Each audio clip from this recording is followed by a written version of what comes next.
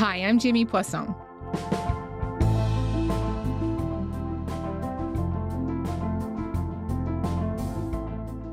On Sunday night, Donald Trump took to Truth Social to call for Immigration and Customs Enforcement, or ICE, to expand their deportation operations in Democratic cities.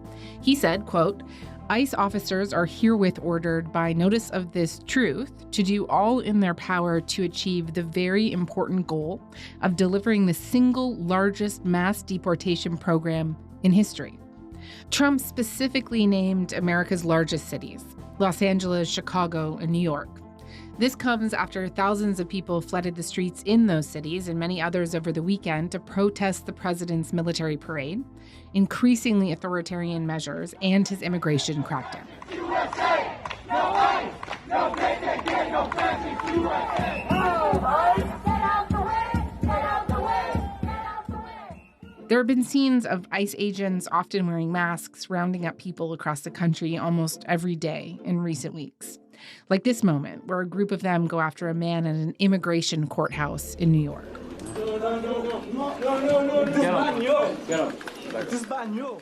Or a separate incident at a New York immigration court where the New York City comptroller and mayoral candidate, Brad Lander, a U.S. citizen, was arrested by ICE agents while trying to escort a defendant. Right here in the hallway, I asked to see the judicial warrant. By asking for a judicial warrant? You don't have the authority to arrest U.S. citizens asking for a judicial warrant. We've also seen raids of workplaces employing immigrants, like this farm in California where workers pick produce. We don't know how many people were detained. One of the farm workers we talked to said ICE agents were chasing some of their co-workers around until they were detained. Earlier this month, on June 5th, ICE made the most arrests in a single day since its creation, detaining more than 2,200 people. NBC reported that hundreds of them were part of an ICE program that had already flagged them as people who are not considered threats to public safety. However, as the pressure mounts from the Trump administration to rapidly increase deportations to 1 million a year, ICE's reach and tools continue to grow, along with reports of people being held without warrants or due process. So today we wanted to better understand what ICE is exactly, how the agency came to be, and how their work fits into over a century's worth of immigration enforcement and mass deportation campaigns in the U.S.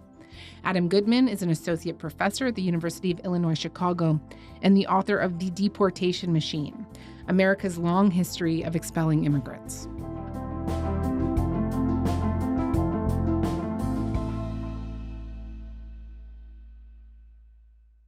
Adam, hey, thank you so much for coming on to Front Burner. Thank you, Jamie. I appreciate you having me.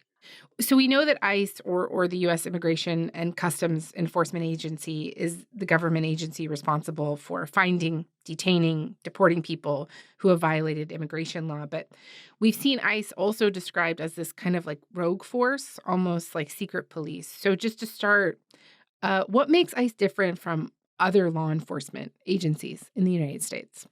Well, in part, it's their reach and the fact that they're a federal agency, not tied to any particular locality, that exerts incredible autonomy and authority and discretionary power throughout the United States, and especially, anywhere near the borders, whether those are land borders or either the east or west coast of the United States. But their power is largely unchecked, and they've been instilled with an incredible amount of authority historically. I think that's only increased in recent years as we've seen President Trump empower agents on the ground who feel emboldened to carry out the mission to apprehend, detain, and deport as many people as possible. And we've seen that with the increasing budget dedicated to enforcement efforts. Vast numbers of those people were murderers, killers, people from gangs, people from jails. They emptied their jails out into the U.S. Most of those people are in the cities, all blue cities, all Democrat-run cities, and they think they're going to use them to vote. It's not going to happen. And he wrote in part, quote, ICE officers are herewith ordered to do all in their power to achieve the very important goal of delivering the single largest mass deportation program in history. I'm curious, where they fit into the hierarchy. Do they trump local law enforcement 100% of the time? Is anybody above them?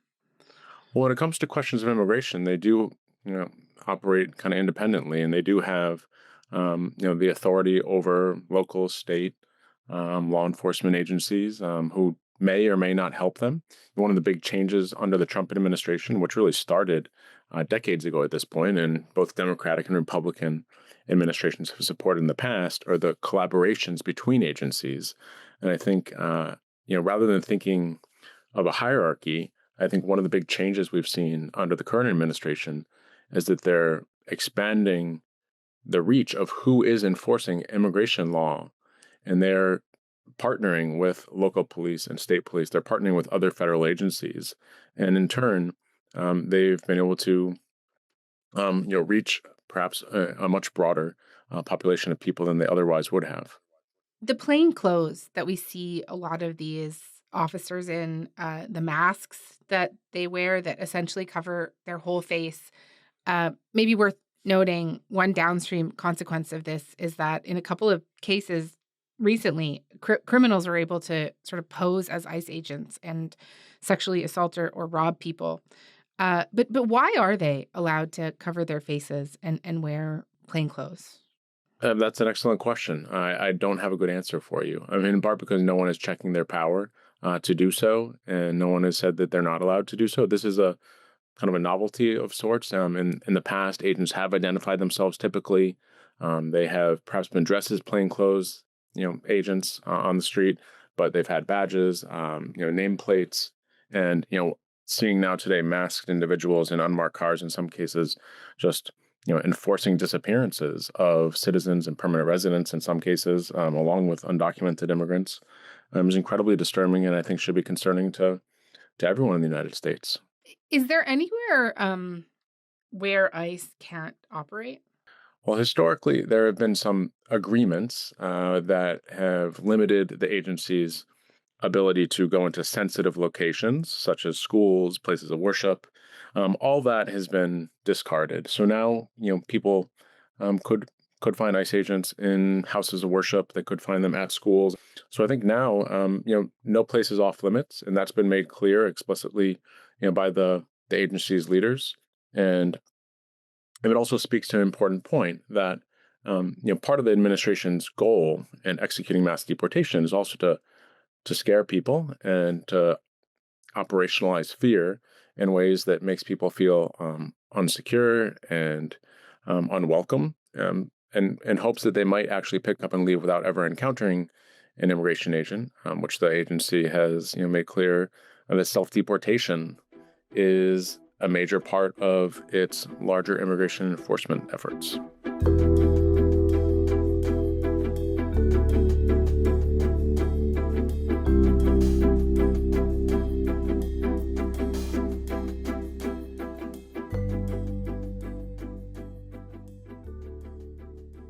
You mentioned the role of funding. Since its creation, ICE's funding has tripled. And as of the last year, I think it was around $9.6 billion. Border Patrol receives more, around $19.6 billion. Just what does that, I wonder if you could just lay out for me what that money goes to specifically. Well, it could go to putting more agents on the streets. I mean, there's certain bureaucratic and operational limitations when it comes to carrying out mass deportation campaigns. A lot of them have to do with how many agents they can have, patrolling communities and carrying out immigration raids. What is the budget for detaining people, which is incredibly expensive? What is the budget for holding hearings or actually carrying out deportations? All that I think contributes to the possibilities of mass deportations in a large scale. But historically, they've been limited. And I think today we still see the limits, and we've seen the administration's frustration, the president's frustration with the lack of action on behalf of the agency. I think that has a lot to do with these, bureaucratic, logistical limitations related to the budget. But we also know that the administration and ICE, the agency, and Border Patrol are requesting to increase their budget even more. So we don't know, what that would mean in terms of the lived realities of people, but it certainly won't be certainly won't be good for people that care about, due process, immigrants and citizens' basic legal rights, and not wanting families to be separated, when we know that all the policy of the administrations have led to increase of family separation and human suffering.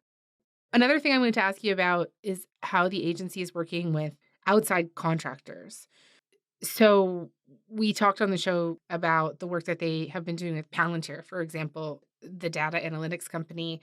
But I know they also work with logistics companies that help to build out their detention facilities. And just can you tell me a little bit more about the scope of the work these companies are doing, and maybe some of the concerns that people have raised about this kind of outsourcing?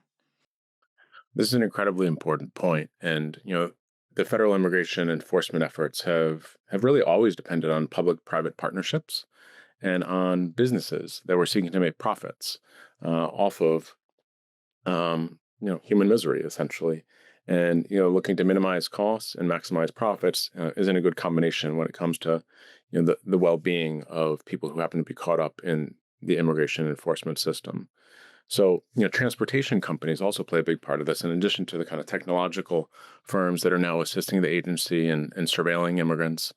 Transportation companies, private prison companies, they're taking advantage of the policies and the fact that the number of deportable people in the United States has increased, recently since the Trump administration, has taken power, and they're cashing in, as are their stockholders. And that's something that I think, we know that this kind of toxic combination of profits and punishment have long fueled immigration enforcement in the United States. And, the fact that state policies create a market, essentially, in deportable people and turn deportation into a business is, I think, something that historically has long been true, but doesn't need to be true. And different policies could point in a different direction.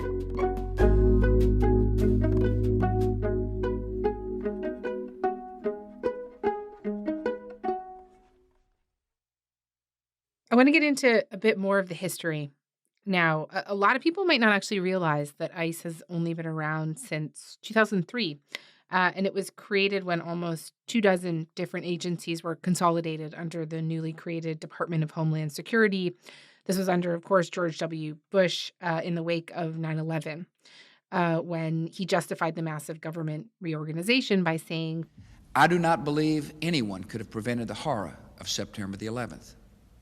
Yet we now know that thousands of trained killers are plotting to attack us.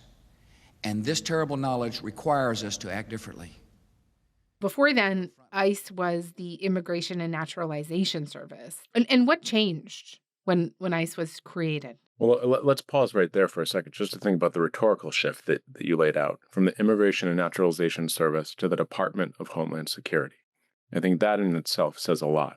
The ways in which immigration has become intertwined with questions of national security, when it comes to the agency's justification, its budget proposals, that has everything to do with it, and as well as public support and kind of the fear mongering that the Trump administration has used, is usually related to immigrants as criminals or immigrants as potential threats to the country in different ways. One woman or one child violated by an illegal alien is one too many. Biden flooded this country with millions and millions of illegal aliens, many of them rapists, murderers, gang members, terrorists, human smugglers, child traffickers, and every kind of criminal and thug that you can imagine on planet Earth. And they were prisoners, and they were people that you don't want, in many cases, in our country, right?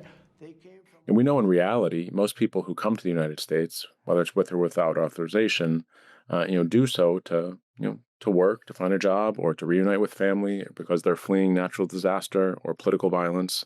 But kind of the singular nature that the agency itself and the current administration, has viewed immigration as a question of national security and as a question of, limiting crime and criminals, I think, has led us down this path during the last, 20 plus years to the point now where we see record levels of funding for immigration enforcement. And we've seen a real shift from the service side of the immigration bureaucracy to the enforcement side of the immigration bureaucracy.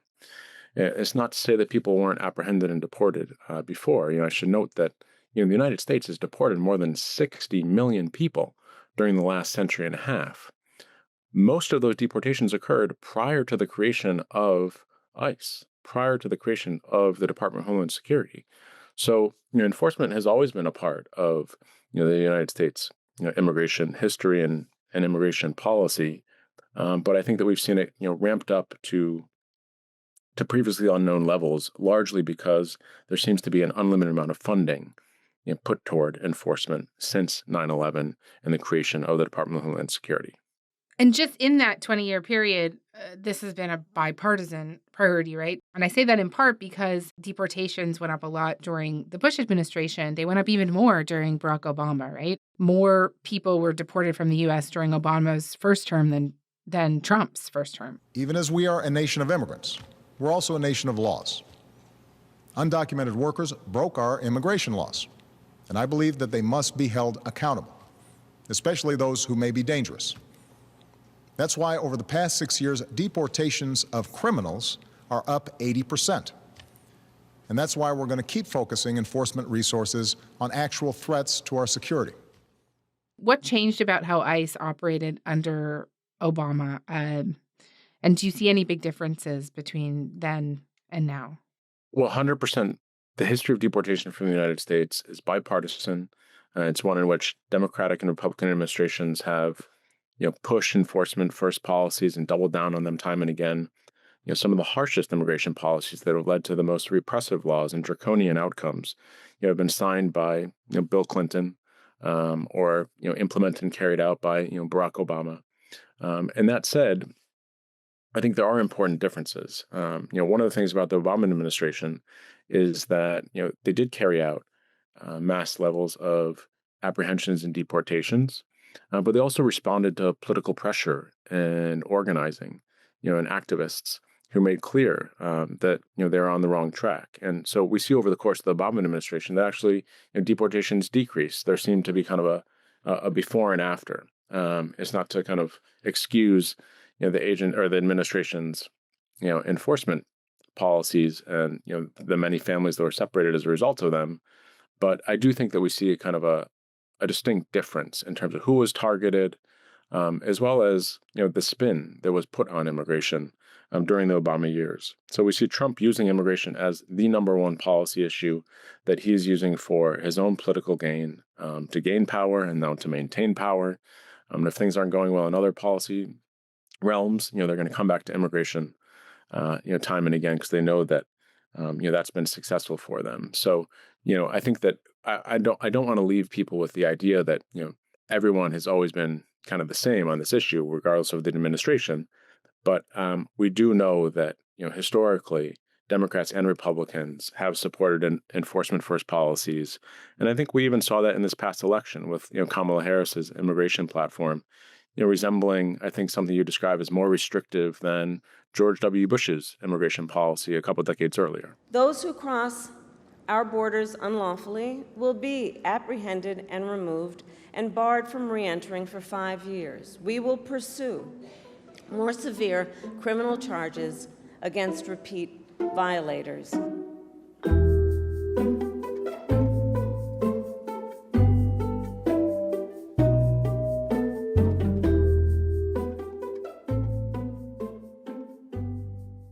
I want to dig into history a little bit more with you.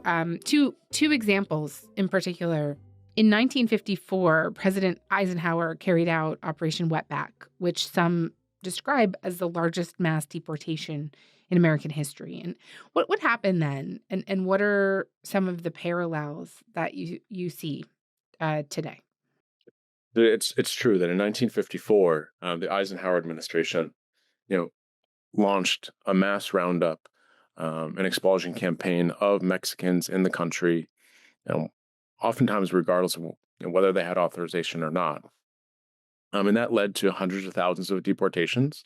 It also, I think, in effect, was a PR campaign for the Immigration Enforcement Agency, and celebrating their so-called accomplishments in power in hopes of getting, more congressional appropriations. And it became, a campaign that was based on fear. It was a campaign that was largely made strategic use of the media to propagate fear and self-deportation efforts across the nation. And, it was on the one hand, I guess, a precursor of what was to come later. And the Trump administration made explicitly clear that that's what they're comparing themselves to. And also, a crucial difference is that deportation today means something different than it did in the middle of the 20th century. The consequences of being deported are harsher and more punitive than they ever have been. It's more difficult to re-enter the United States today without authorization. In the middle of the 20th century, that was something that people could do for the most part. Today, that's not necessarily the case. The other one I wanted to ask you about was the Palmer raids in 1919, orchestrated in part by J. Edgar Hoover, who would go on to form the FBI, because that was a case of mass arrest and detention of immigrants on Ellis Island, people of Asiatic races, as they described them then. But it also went after political radicals, right? Particularly communists. And how does that example maybe illustrate the way immigration enforcement is used to go after not only undocumented immigrants, but also those who do have documentation or even citizens participating in political dissent? Yeah, this is another branch, I guess, of the enforcement efforts, both then and now. In part, in the 19-teens, 1920s, this was a time of mass immigration from Southern and Eastern Europe. And, many of the people who may have arrived, espoused different political views, socialists, communists, etc. And United States officials, J. Edgar Hoover, Mitchell Palmer, and others, targeted them as real, national security threats, which we've seen kind of invoked in recent days as well by Secretary Rubio as well as President Trump, in their efforts to target people who espouse political views they disagree with or find distasteful. People like Mahmoud Khalil and others who have advocated on behalf of Palestinians and Palestinian rights. And I think, under broad protections of the First Amendment, have done so lawfully without any problem, or should have been without any problem. But this political targeting, I think, is useful to think of. And it's not just the mass roundups that the current administration is carrying out, but it's also kind of one-off examples, or relatively few examples of people targeted for their political beliefs that they can then use and publicize strategically to really scare other people into, backing down or into not acting out, and essentially, achieve more than they would have been able to otherwise. So it fits into a pattern both historically and also in the contemporary moment that speaks to the scope of their immigration enforcement efforts and the fact that it's affecting many people, primarily working class folks, especially Mexicans and Latinos in many places, but also others who you wouldn't think necessarily were targets of ICE and Customs Border Patrol. And just speaking of those working class folks, the New York Times reported that an internal memo was sent by an ICE official to local Homeland Security departments to halt raids on workplaces specifically connected to the agriculture industry, restaurants, and operating hotels, unless they're connected to criminal investigations. Trump posted on Truth Social that, quote, "Our great farmers and people in the hotel and leisure business have been stating that our very aggressive policy on immigration is taking very good longtime workers away from them. With these jobs being almost impossible to replace, we must protect our farmers but get the criminals out of the USA. Changes are coming, !" And just what do you make of that reversal? What does that tell you? Well, I think this is a very interesting and important moment. It's perhaps a tipping point of sorts. We don't know what's going to happen moving forward, but I think many people wondered, at what point would the administration, change course? Because there's a tension between wanting to deport any and every person in the country without authorization, and also recognizing that that might not be politically feasible, as we've seen, millions of people take to the streets in the United States, and whether that has any effect, or it might not be feasible because, some strong supporters of Trump who are themselves affected by these changes in agriculture and hospitality, tell him that, they in fact need their workforce that has long been essential to their industry's success. I think it's, perhaps as many as 1 out of every 2 agricultural laborers in the United States is undocumented.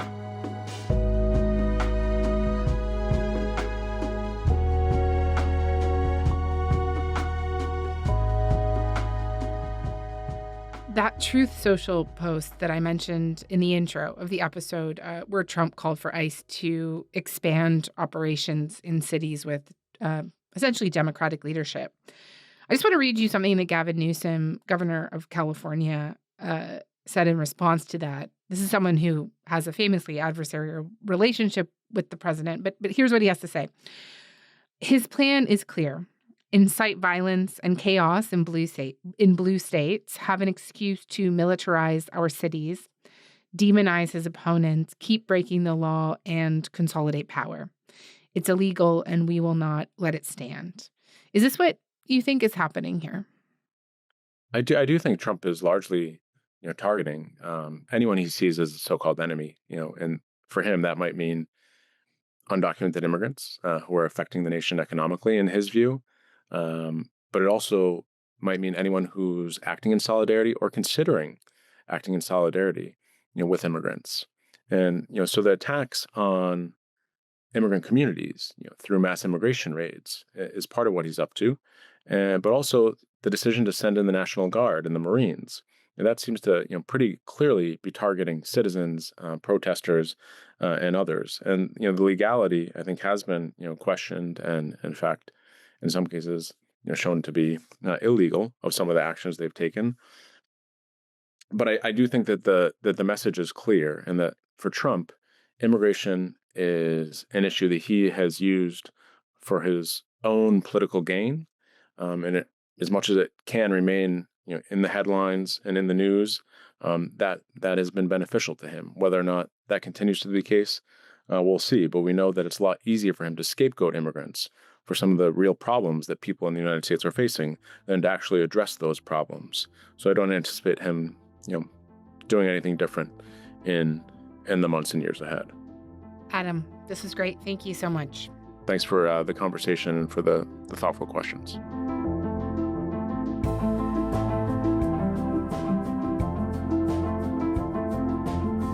All right, that is all for today. I'm Jamie Poisson. Thanks so much for listening. Talk to you tomorrow.